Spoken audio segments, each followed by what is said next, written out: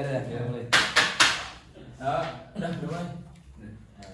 Assalamualaikum warahmatullahi wabarakatuh. Waalaikumsalam.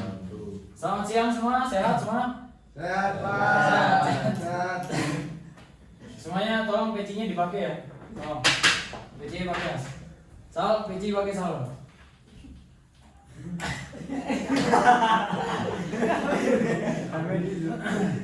Oke, pada pertemuan kali ini saya ingin ini ya, teacher of the day, teach of the day gitu. Saya ingin mengajarkan kalian sebuah tajwid yang biasanya kita sering temukan di dalam Al-Quran ya.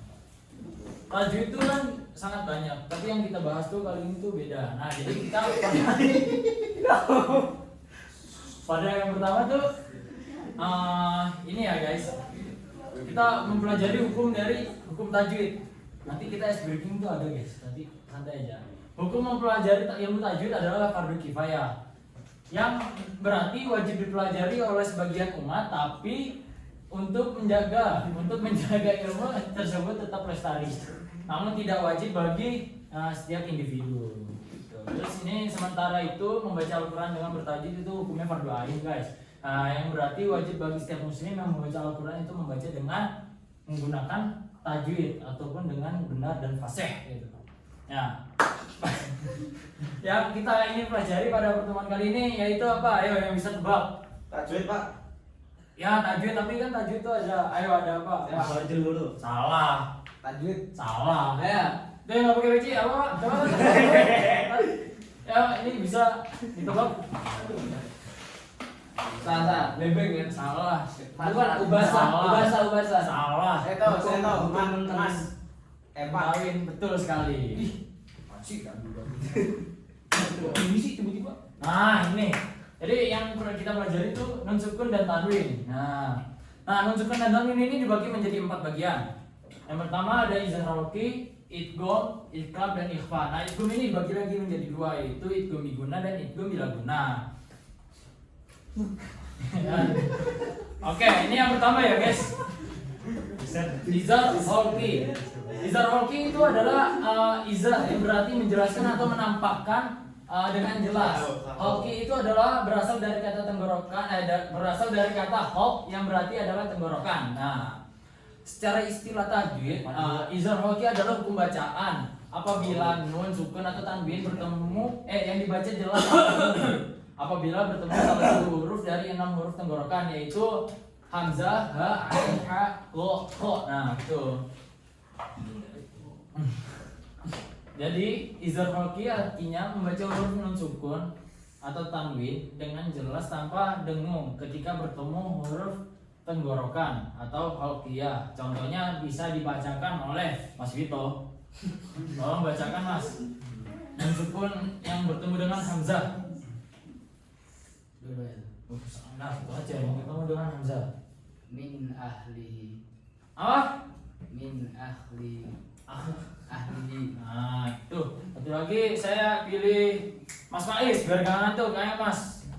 Bisa dibaca yang tanwin bertemu ha. Gufurun. Zoom dong. Oh zoom, oke boleh. Oh bisa ya zoom. Bisa ya? Zoom. Gimana zoom? Gufurun halim. Halo. Gufurun halim. Gufurun halim. Boleh, betul. Nah, kita lanjut yang kedua yaitu idgham. Ya. Secara bahasa idgham berarti memasukkan atau meleburkan. Jadi kalau kita misalnya bertemu nun sukun atau tanwin itu kita bertemu dengan huruf idgham, itu kita harus memasukkan huruf itu ke nun sukun ataupun ke tanwin. Jadi secara istilah tajwid idgham adalah meleburkan bunyi nun atau tanwin ke dalam huruf setelahnya. Jadi itu sehingga keduanya dibaca menjadi nyatu, menjadi satu atau lebur menjadi satu. Huruf yang berharokat dan memiliki huruf yang kedua, memiliki sifat huruf kedua. Nah, jadi pembagian idgham itu ada idgham biguna seperti apa yang saya tadi katakan di awal. Jadi idgham biguna dibaca dengan cara dengung. Dibaca dengan dengung selama 2 harokat atau 2 ketukan. Jadi 2 ketukan kayak itu dia. Terus kita lanjut ke idgham bila guna. Mas Deki. Ya. Mata air sedekah. Idgham ila guna dibaca tanpa dengung ya. Jadi cara bacanya itu tidak berdengung, dibaca langsung menyatu gitu. Nah, ini huruf-huruf idgham biguna, tapi ini huruf idghamnya itu ya, ro, mim, lam, waw, nun. Nah, ini huruf-huruf bagian idgham, ya, nun, mim, waw. Boleh dibacakan ya, nun, mim, waw, Mas Kiwang? Yang contohnya dari idgham biguna. Man ya'malu. Kamu belajar tajwid? Iya. Nah, ya, coba dengan teori ini ya dibaca selama 2 harokat atau 2 ketukan panjangnya. Baik. Ditekun. Nah, coba Mas Ahol. Ayo Mas. Yang mana? Yang ini yang idgham biguna. Oke. A'udzubillahi minasyaitonirrajim. May ya'mal. Bagus, boleh. Sekarang idgham biguna saya pilih Mas Zaim, baca Mas Zaim, mata merah. Mas Zaim baca contoh dari ini idgham biguna. Contohnya. Iya betul sekali. Allah. Ayo Mas. Iya, fa'alu. Hah? Contoh kan. Iya contohnya. Yang ini yang idgham biguna Mas. Oh. Man Tajul. min ladun Hah? Jadi dikit. Yang suaranya besar, suaranya besar. Kecil, maju. Miladunhu. Hah? Miladun. Ya coba baca yang benar Mas. Oh semuanya diperhatiin. Saya tidak suka kalau ada yang tidur. Mas Tajul. Cek dulu Mas. Miladun. Hah? Yang benar Mas bacanya Mas. Ayo Mas. Contohin Pak. Coba itu yang pakai batik. Boleh ini contohnya.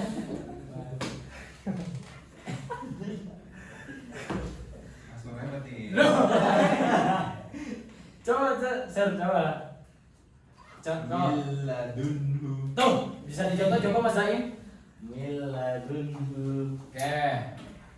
Kita lanjut ya ke iklab. Nah, ini iklab. Jadi iklab itu secara bahasa berasal dari bahasa Arab yaitu iklaban. Nah, ya, baik itu yang artinya mengubah atau membalikan sesuatu dari satu bentuk lain.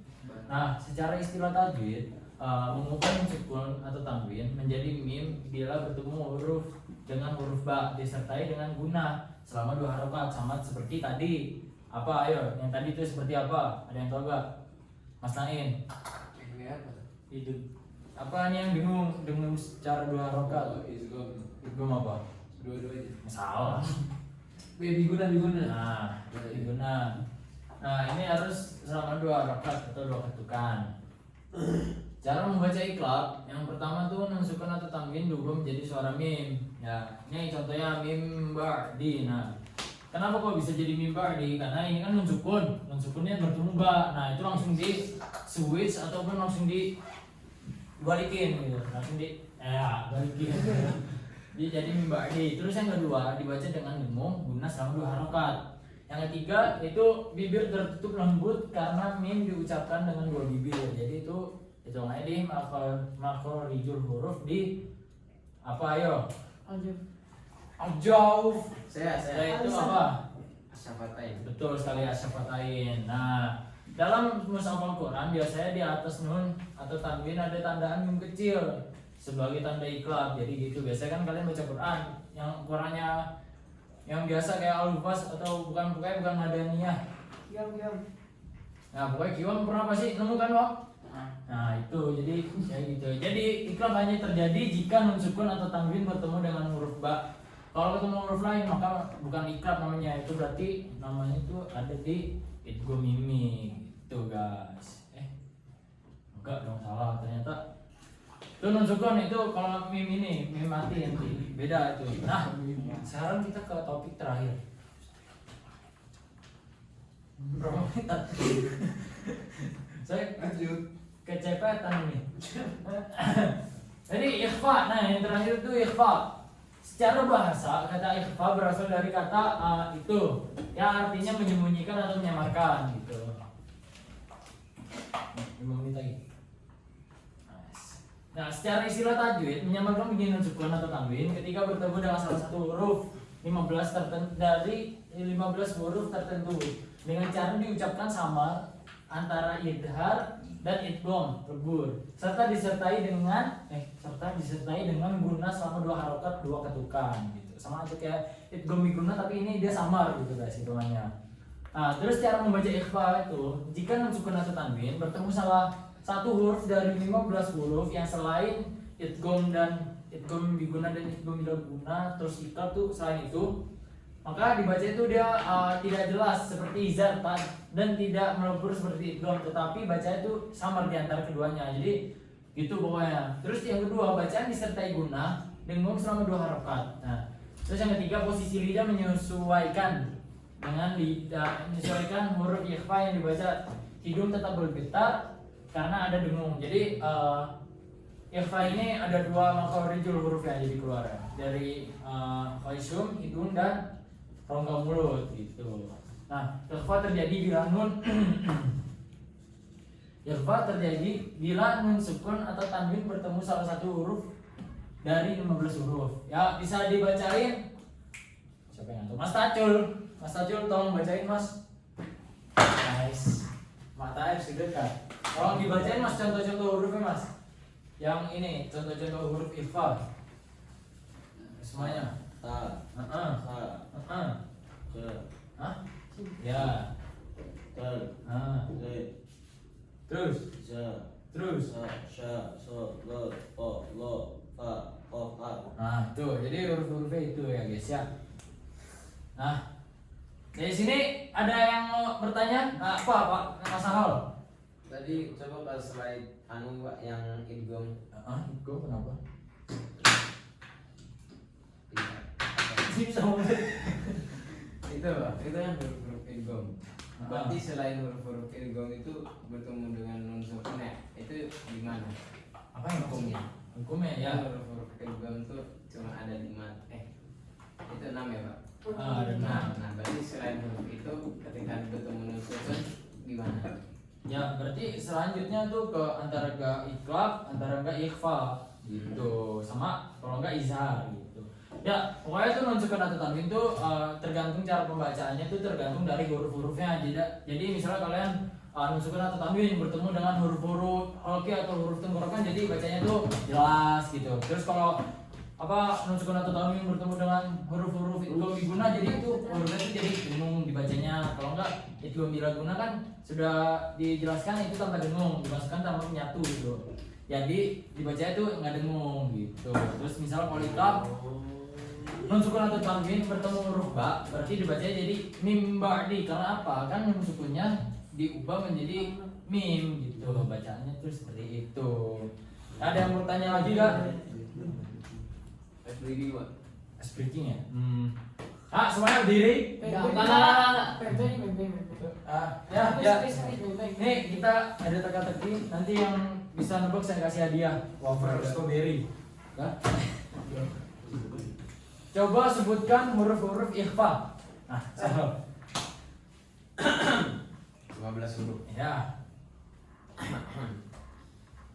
Eh Ya, betul sekali. belum. Qaf, kaf, so, do, jim, ta, Nah. za, la, da termasuk. Nah, ya tadi saya jelasinnya kayak gimana? Kaf udah. Nah, udah, ayo yang diingat-ingat. Ko udah. Kok udah? Fa, Terus saya suka lupa. ta, Udah tadi? Belum. belum. Fa tadi udah. Udah, ayo. Ta tadi udah Pak. Udah. Temennya tak berarti apa? Ta udah tadi. Sya. Nah, itu kan. Ta, sya. Terus 4 lagi apa ya? Udah, sudah. To, Ah, go, ah. togo, dan lagi Go, bukan go mas. Go itu termasuk hitungannya tuh idhar. sudah itu Iya. hak kenapa enggak? Hak tuh idhar. Kho, Kok idhar?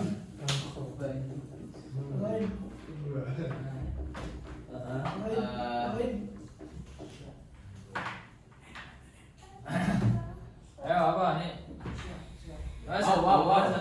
Wow, jadinya idgham dong. Idgham iguna dong. Mana? Oh bukan jin. so udah pak, so Sudah, apa ayo? Berapa lagi tuh? go lagi Berapa lagi apa ayo? za udah Ro. ro Ro jadinya idgham bilaguna dong. za udah Ya, jadi dua lagi tuh ini ya guys ya. Apa tadi tuh yang udah disebutin? Ya pokoknya dua lagi. udah semua pak. Oh, nanti kamu ke kamar saya ya. Saya kasih hadiah. Jadi ya. Terima kasih kepada kalian yang anak-anak pintar dan anak-anak baik telah mendengarkan episode saya berilmu. Saya harap semua bisa paham apa yang udah saya jelasin. Dah ya, thank you semua. Akhirul salam. Assalamualaikum warahmatullahi wabarakatuh. Semuanya lah ke pintu.